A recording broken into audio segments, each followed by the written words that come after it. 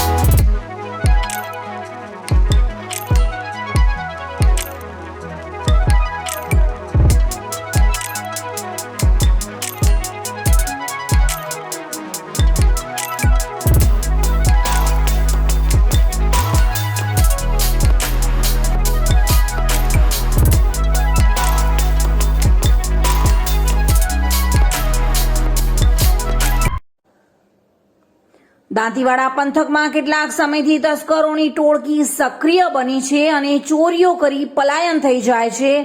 અનેક ચોરીઓનો ભેદ હજુ પણ ઉકેલાયો નથી.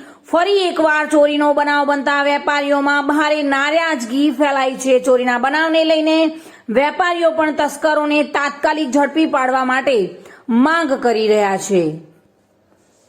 દેવ કાલેટ સાથે bureau report today news Gujarati.